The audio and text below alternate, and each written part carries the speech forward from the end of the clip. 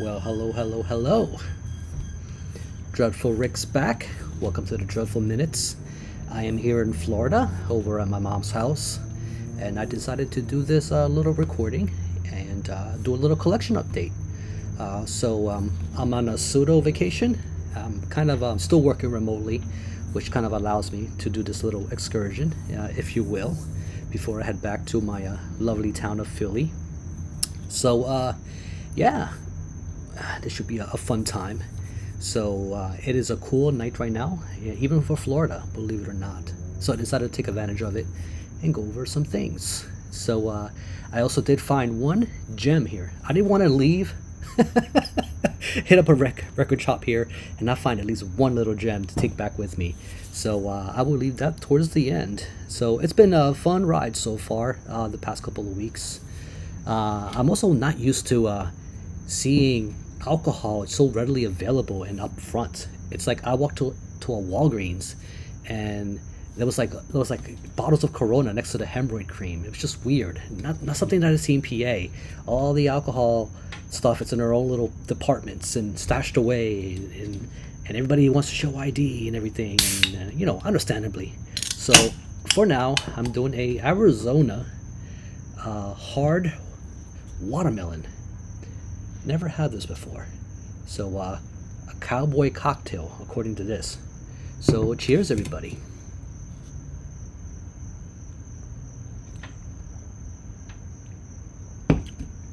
Wow. Yeah, very watermelony. I'm not sure if this is something I can drink every day, but it's okay for now. Full Florida. A couple of people that I think reside down here. Anthony of Metal Miners. Check out the Metal Miners channel. Shout out to Anthony here. And I know he loves his old school death metal. And so, like I said, I got a gem, and you might want to stick around for this one. Melanie loves death metal. Also, that I'm aware of, resides in Florida. I think she has a Chicago connection too. Something along those lines. You'll have to let me know, Melanie, how that works out. And as far as people who live in this state, and quite a few others. I also met up with Jim. You know him as Morbid Crank on the Wednesday night Heavy Metallurgy album club, and got to go record shopping and hang out, have a few drinks. So I'll show some footage of that, if you will. It's pretty fun. So here you go.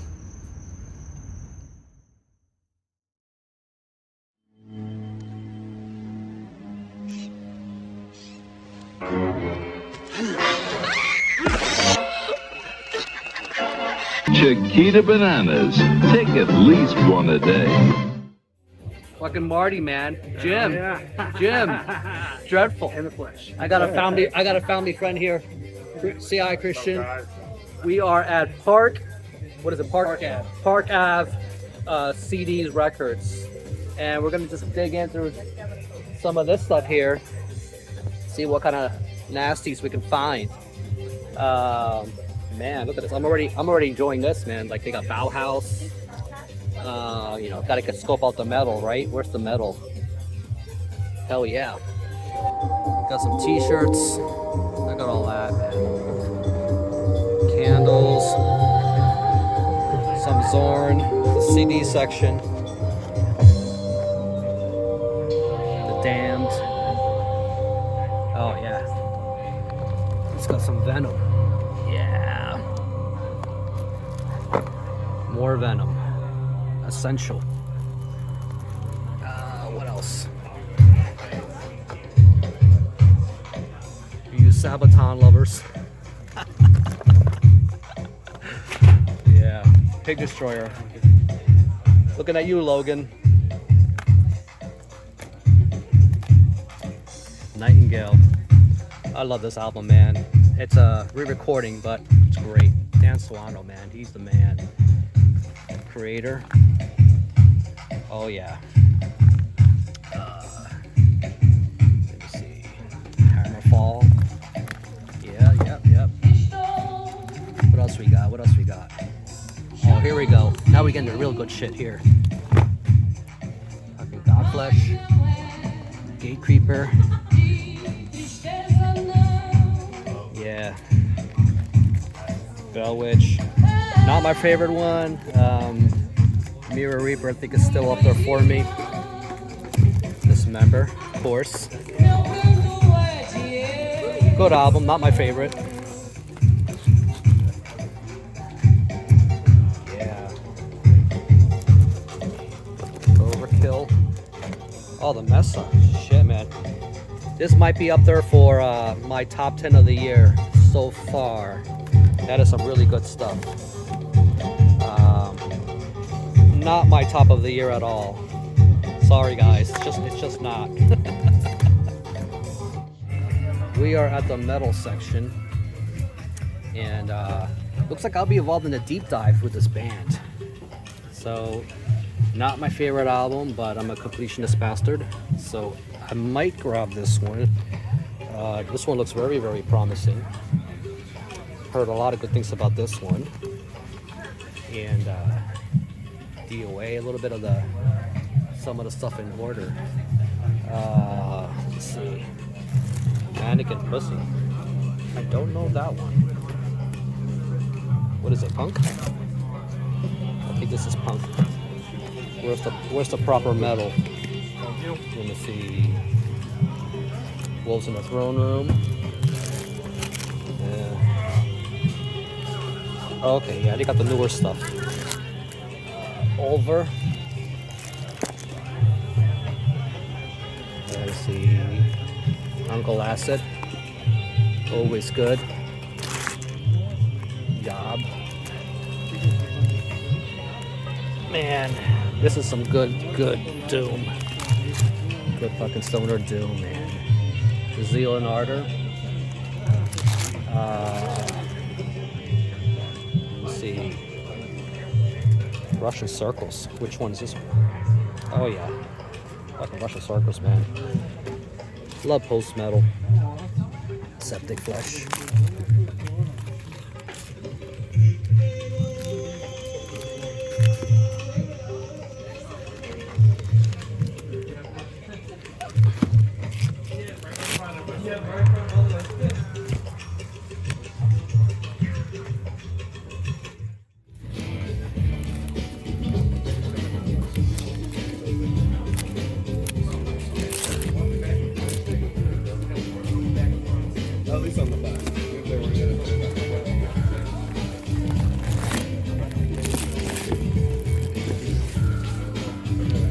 I do have this on CD.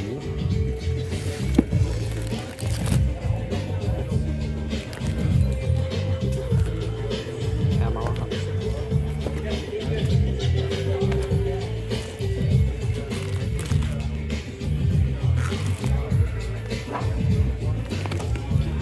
Ghoul are always fun.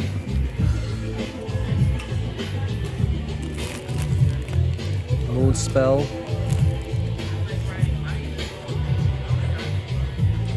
Love the shiny treatment on that logo.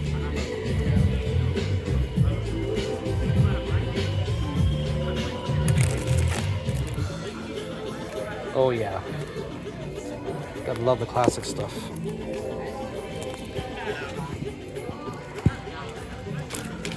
Night. Oh yeah.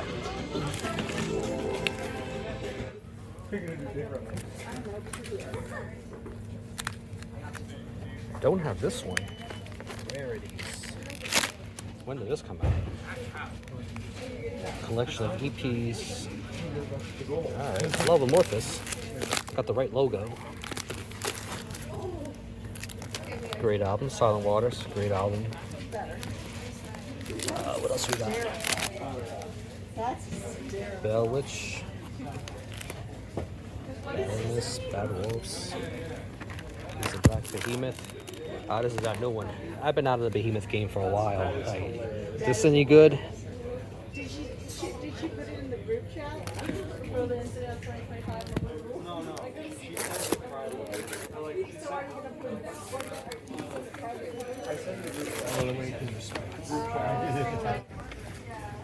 Find any good stuff, Jim? What you got, man? What's over there? Obviously, have to big hole in my collection. Essential. Have to correct this essentialness. Also, a diadem of 12 stars. Oh Yeah. shit! Love Yeah. this one. I meant to pick this up, this repress when it came out, but I didn't. But now they have one, so I'm gonna do that. Yeah. Awesome, some man. wolves in the throne room, Wolves. Yep. and waiting on TJ to tell me which hypocrisy to buy. I'm getting his advice. There's no wrong answer there, man. That's the problem. It's Right. like, I mean, if you got to go with one, right? It's like, do you want, you know, like I said, this is a whole different era. If you want the more Swedish sounding stuff, of course, different vocalists. I know I'm gonna be happy either way. Man, I'm, that's the thing. I'm gonna involve my boy TJ in the decision. He says, "Dude, they all rule." Holy shit. What do you guys think? Having a Slayer section. Let's find out. Yeah. Okay. Yeah. We got Rain, Divine, and you know what else I got here? Get a load of this. This guy. Why is this in the Slayer section? Needs to be somewhere else. Huh. I wonder why. There we go. Yeah, Honda Chapel. Yeah, that's fucking hell awaits. This thing, another essential. Oh yeah, Live and Dead. That's the one. So how fun is that? So that was Park Ave CDs. That's based in Orlando. So met up with Jim, brought a friend along, as you guys saw in the video. So Christian, if you're watching, welcome to the Metalhead Brotherhood, brother. So yeah, fun times, man. And but I think it was a few days or maybe a week before I met up with Jim. Christian and I stopped at Retro Records, also based in Orlando. They're not very metal oriented. They got quite a bit of stuff, but as you guys know, my palate's quite expansive with musical tastes. So managed to get a couple small things. I wasn't looking to spend too much there, anticipating more buying later on. So yeah. So what did I get? So if you guys saw the Saturn Slay live stream, towards the end there, I did show some of this. So some of this may be a repeat for you guys if you already watched the live stream. But I anticipate a lot of you did not stick around to the end of that stream. So here's an opportunity to see it again. Lights. So yeah, and I didn't show everything too on that stream, but I did show this. And they had quite a bit of Christian metal there. And this is a band called Sacred Warrior. And this is their second album, which I believe came out in '89. And this is Master's Command right here. When I was showing it on the stream, we talked a little bit about the included ticket, which was for a gig at a high school in Lombard, Illinois. So this band, like I said, our Christian band, they play in that sort of power metal, Queensryche kind of Fates Warning type of style. So there's the ticket, $10 advanced, at January 19th, 1990. How about that shit? And here's the cover. Pretty cool. You know, these guys were kind of riding on that high of the I guess what was popular at the time when it came to metal, only with that Christian spin. See if I can get this light. It's very annoying that it dims like it does, but hopefully you can still see it. Maybe I'll brighten up the video. Yeah, came in this nice little pink right here. OG pressing, of course, and Master's Command.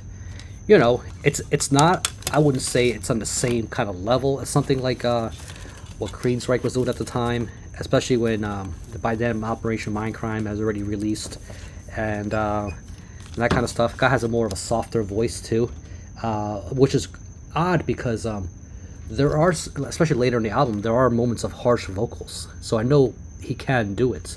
The musicianship is very commendable. It's actually very, very competent. Very it can be quite catchy. It does have its ballads. You know, it's got a little bit of everything in there.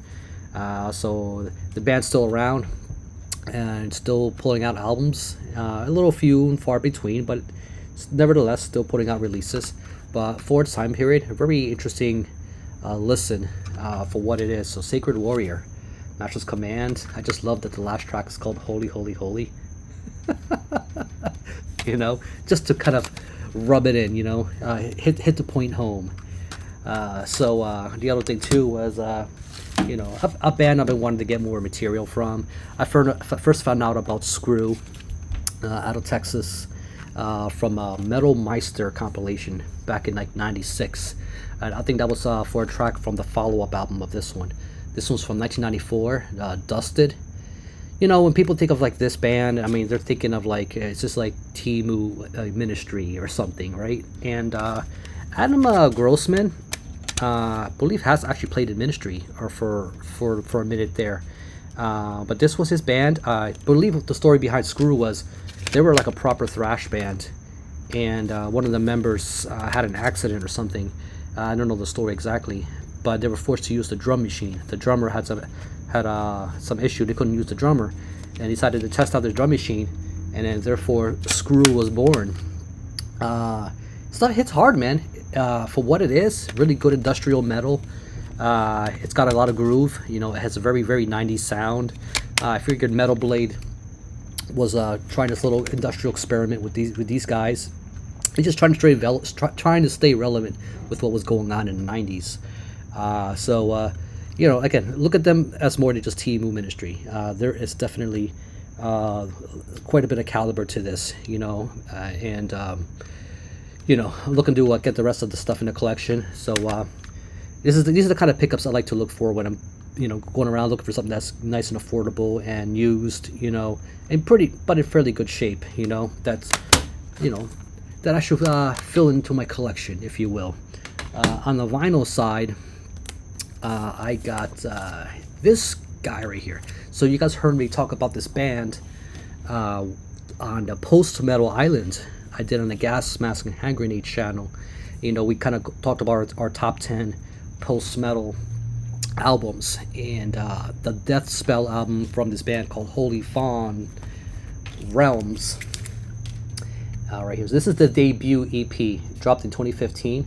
So it's really cool that they had a copy of this. Retro Records, not something that they had a lot of this kind of stuff around, but it was cool that they, because I've been wanting to get more material from this band. They're from Phoenix, Arizona, and they play, I hate to describe this, because some of you guys who watch this channel are a little allergic to such words, you know, black gaze,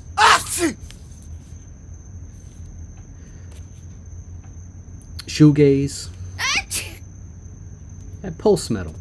You can stop sneezing now. Okay, again, take your allergy medicine if this is not your typical cup of tea. But I happen to like some of this. It's very sad boy stuff. It's very dreamy. It's very moody, like you'd expect. You know, it's got all that stuff, and it's got a mirror in there. You know what I mean? So, how cool is that? The mirror thing is not new. I mean, Uriah P did it with Look in the Mirror, you know. So, you know, it's not like they're doing something crazy, innovative, but it's a cool little thing. So if you take it out of the sleeve, as you saw, it's a die cut. And like I said, this is moody as fuck, man. Realms. There's the mirror. And I don't know what the symbolism behind that is, but it's a cool little band to get into. They kind of play in that. I also love this little variant they have here. It's like, I don't know if it'll show up on camera. It's like a nice red, black kind of blend. And so Anthony from Metal Miners, I don't think he'll be buying this. That's safe to say. Very far from his particular taste, right, Anthony? I'd be very, very surprised if you showed us on your channel.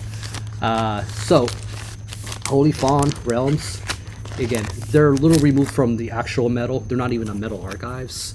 But I think they got just enough black metal sensibilities in there that they would appeal to some metalheads and people like myself who are very moody and love this kind of thing that trails in that kind of dreamy direction. So last but not least, from Retro Records, this guy here, again, I showed on the live stream, and Camel Mirage. This is their second album, UK progressive rock, 74. And for those of you who don't know, yes, there's a Camel Cigarettes connection. Shows you how skeezy these cigarette companies were, even at the time. You know, advertising cigarettes was not as taboo as it is today, you know, and was a lot more, you know, prevalent. So Camel approached the band right on their right on their second album, and you know, did their imagery there, you know. So if you were one of those kids, you know, buying progressive rock albums back in '74, first of all, you'd be one of the cool ones, even without Joe Camel here. But this is still an amazing listen. It's not just a gimmick, you know. This is actually really substantial material. It does kind of sound what it looks like. You know, you are kind of taken off in this sort of whirlwind in the desert, and you can kind of escape, you know, like I'm doing now in Florida. But fucking amazing album, man. The Procession, White Rider, I mean, this whole thing here is, you know, really good. Kick back, enjoy, and just smoke some Camel cigarettes. You know, when I listen to that new Mesa album, The Spin, you know, that makes me want to pick up and smoke something, just because how just the cool factor in it. And I'm thinking of Camel cigarettes. So yeah, but Mirage, I've been looking for this for a while.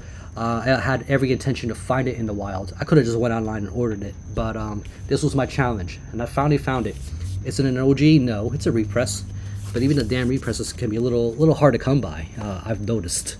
So that's my Retro Records pickup, except for one item which I'll save towards the end. And let us proceed. Oh yeah, I thought it was worth mentioning regarding this. So this is not the original cover that was released in the US. For some reason, the US pressing had a very different cover. It was not related to the Camel cigarettes look that we all know and understand here. So I'll show you a quick image of it. And as you can see, it looks more like a modern stoner doom kind of thing than it does progressive rock. To me it does anyway, but again, this came out in '74. It's just very interesting that they went in that direction. But I don't know, I guess here in the US, even then, the '70s, we were pretty uptight about that stuff, you know. But they came to the senses, and this is the cover we all know and recognize.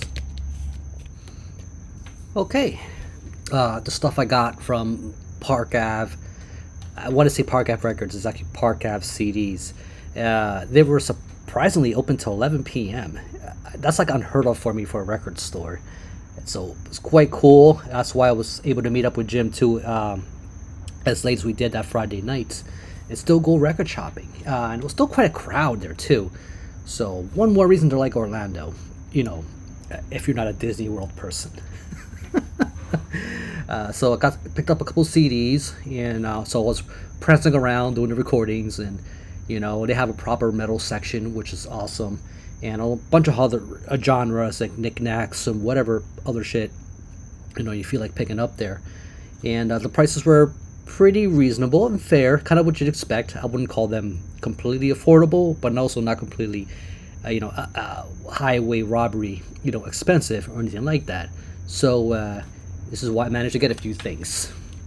I went ahead and picked up this Mork, which was their God, what are they on their 7th album now? So this is SYN, Sin.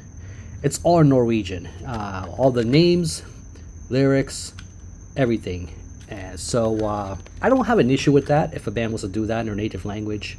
You know, I'm sure you know, Roger Kjorvik would appreciate stuff like this, and he'd be happy to do all the translating for us, right?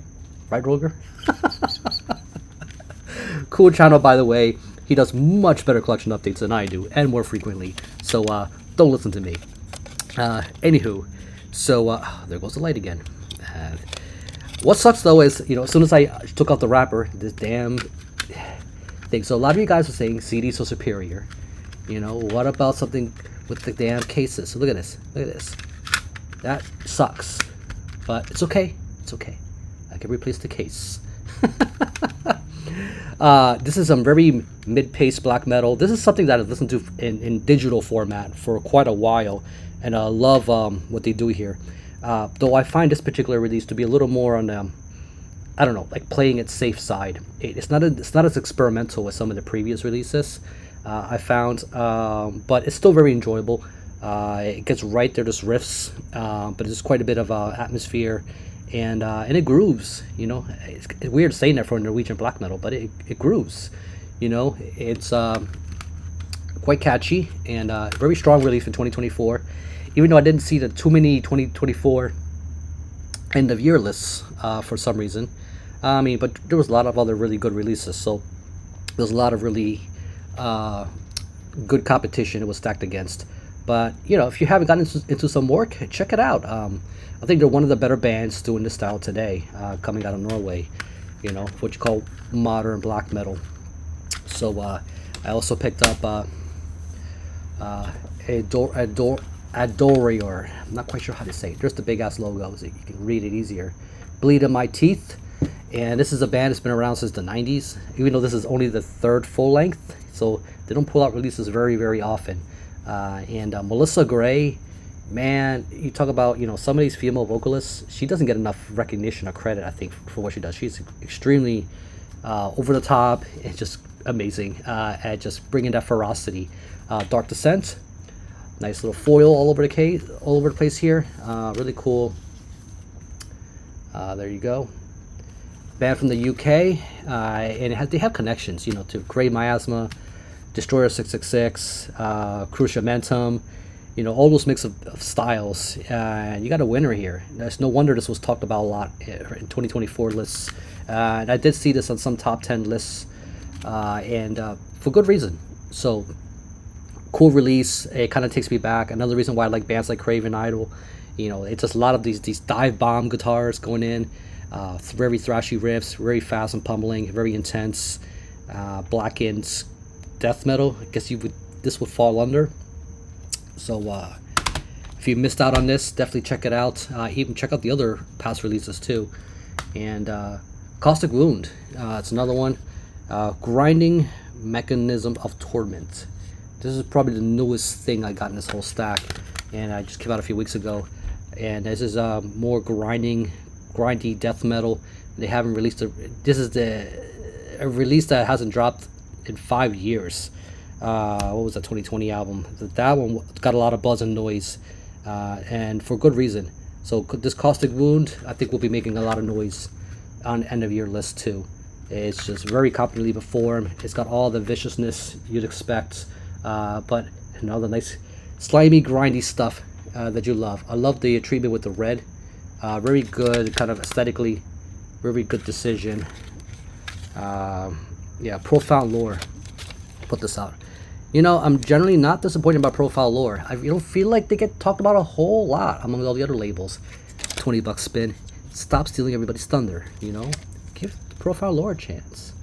So, yeah. So, this is what I'm going to spend more time with. And, you know, and kind of come back around and reinvigorate my opinion on it. But so far, I've been enjoying it. If you like your Machetazo and stuff like that, and or some other bands that are not around anymore, kind of filling in that gap. And this one right here, Acefix, God Cries. This is their 1996 album, and so you're probably wondering, I didn't have this already, and yes and no.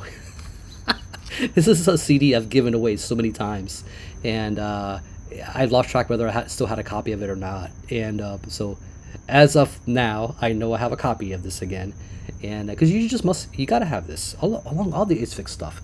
Is this Martin Van Drunen? No. This brings back the original singer, Theo Lumen, who I believe was involved in the very early period before even the debut drop. You know, Van Drunen took over, coming from Pestilence, and then you got this guy here. The band was going through a very rough patch, very rough patch after the self-titled, and then to this, Theo Lumen once again left. Well, so the messed up thing was that after this, Century Media decided to release their old material that would have been their debut album, Embrace the Death, in 1996. So, like I said, the messed up thing is they released Embrace the Death because, you know, Century Media is thinking, well, what could go wrong? You know, just really re-release the old material and have fans kind of get new music without it actually being new. So, Embrace the Death, and lo and behold, Theo passes away from an alleged suicide. As he got hit by a train not long after that came out. So just very, very odd paradox how kind of all that came about. So 1996 through 1998, rest in peace, Theo, when all that occurred. So yeah, I got long-winded there and it got kind of depressing. But the band has bounced back and still putting out albums. And, you know, as you guys know, you follow death metal. I don't know why I need to explain all this. You already know this. Good death metal out of the Netherlands. This was not as doomy as the other material, again, because this kind of follows a more conventional death metal, I guess, kind of direction. And I love it because it's kind of an odd bird in a discography for that very reason. So God of Cries, and I'm sure it's not everybody's favorite, and that's that just because it's so different. But I love it nevertheless. And then I went ahead and this is a band that has I don't feel like really got their due back in the day. And Jeff at Gas Masks and Hand Grenades, who you guys know if you watch this channel and mentioned many times, he's kind of unavoidable at this point. The only thing that avoids Jeff nowadays is the Google YouTube algorithm when you're trying to find stuff in this content in the search bar. All right, I'll stop rambling. But Jeff, you know what I'm talking about. So Psychotic Walts. So they reissued their stuff finally, and so this is their 1990 album, A Social Grace, and still in the packaging, but it's a double disc. It's got all the stuff on here, and God, I don't even know how to describe Psychotic Waltz. It's like take what was crazy at the time, you know, mix a little bit of a cerebral fix, that band Realm, you know, like with the high pitched vocals, you know, so, and maybe a little bit of Voivod with the odd quirkiness, and, you know, with Watchtower. It's just this amalgamation of all this stuff, the technicality of something like Anacrusis, and you got Psychotic Waltz. So this is not for the faint of metal thrashing progressive hearts. And then you got their 1996 album, Bleeding, another double disc. So looking cool to go back and dive in. This is something I've had on a CDR for years, way back in the day, and I couldn't wrap my head around it. I just wasn't ready, I guess you could say. It was just too strange and out there. But my palate has developed since, and so this is the latest one. I guess you can call this their comeback record. It's a God-shaped void. So this is the last thing they put out back in 2020, and yeah, so this one should not be very hard to find at all, actually. So Sony Music. So there you go. There's your Covalt tiny name right there. And let's go on to the vinyl. And so over at Park Ave, I went ahead and so I pretty much have, at least I thought I had all the Candlemass stuff, but I didn't have the Witchcraft demo here. And so yeah, here's the band. Look how babyface Leaf looks here. Look at this. It's just the three of them, and very interesting trip back in this time period before Epicus came out, of course. And Leaf does the vocals himself here, and I think he does a very competent job.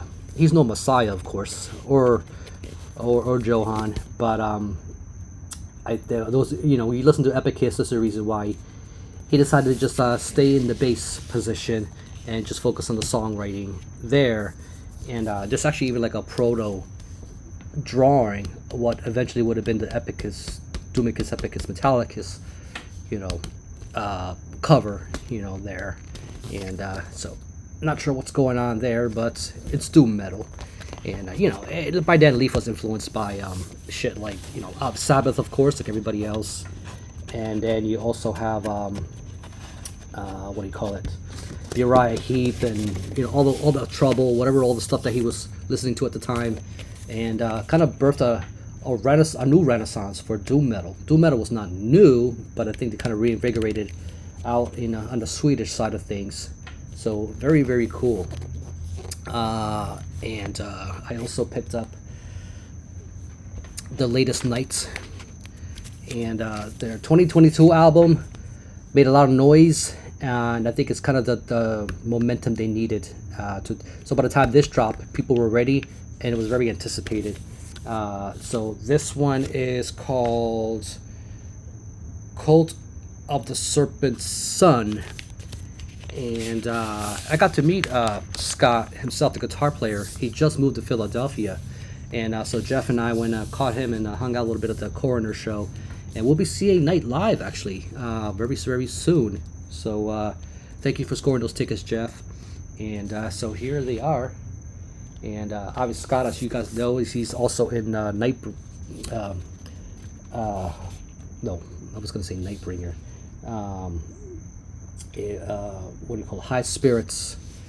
And I'm having a brain fart. I hate when I do that. But really cool gatefold, but it is a single LP.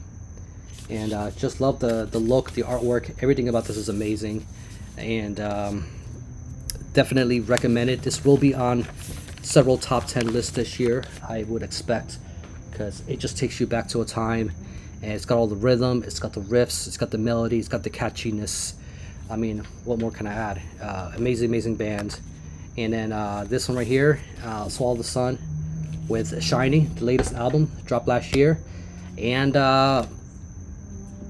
you know, if you've been following this band for a while, you kind of saw this coming. You kind of knew that they were going in a sort of more accessible direction, which kind of what is this implied just by looking at the cover. It's very bright, literally glittery here. And so if I get involved in a deep dive with this band, as things to be announced regarding that, but I should pretty much have all the discography. I got everything else. It kind of made sense to pick it up. I don't hate it. I just need to spend more time with it and really soak it in. But it is very different. Let me just put that in that context there. So next up is the you know, the kind of successor, I guess if you will, to Cerebral Rot, Corpus Awful. And this is the debut. They did drop a demo tape last year to kind of get a bit of a feeler, and I enjoyed it. I still enjoyed the Cerebral Rot stuff more at the time, but when checking this out, it's just pretty straightforward, exactly what I want. It's very straightforward, killer, just nasty death metal. And $20 spin, there you go. Like they needed more glowing promotion, you know. They put out a lot of killer shit, and they deserve it. They put out good stuff. So yeah, really cool little color variant here. You know, it's gonna upset you. Only black variants rules. You know, people out there, like I said, as long as it fits with the cover color theme and whatever throughout, I'm fine. So there you go. It's a nice little splatter, but it goes with the cover. Good enough for me. And what else?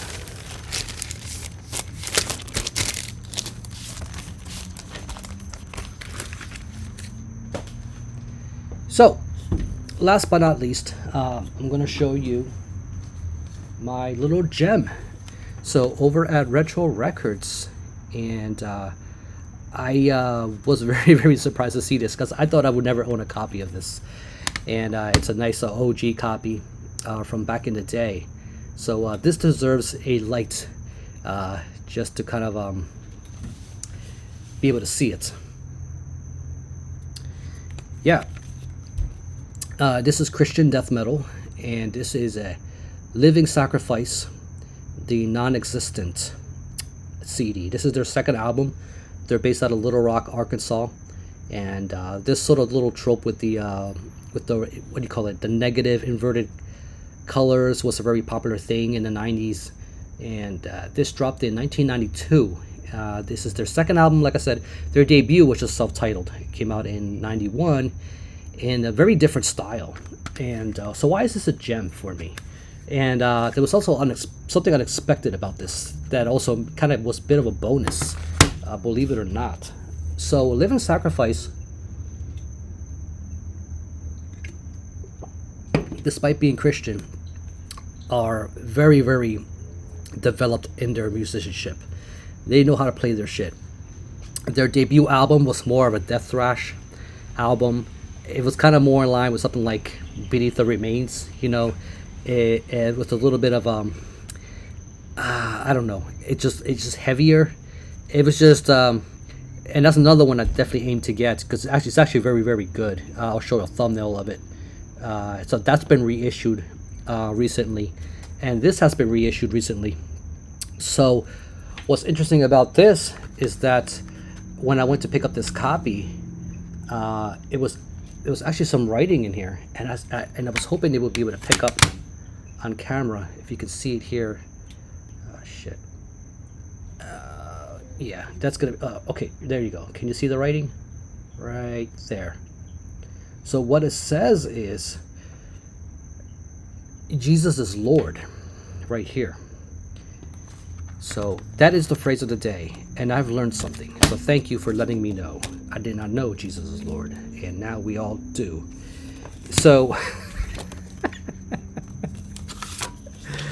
I'll give it. So Darren Johnson, who's the vocalist on this, has changed styles for this one. When you transition from the debut, if you pick up the self-titled debut, go right to this, you got a bit of a holy shit thing going on because yeah, it's quite different. The Bruce Fitzhugh is the guitarist, and he also autographed it here. So he autographed it and he wrote Jesus is Lord. So I'm glad it wasn't personalized to someone's name because that would have sucked, but I'm okay with Jesus is Lord and Bruce's, you know, signature on this thing. And but the other amazing thing about this is the drummer, what's his name? Lance Garvin.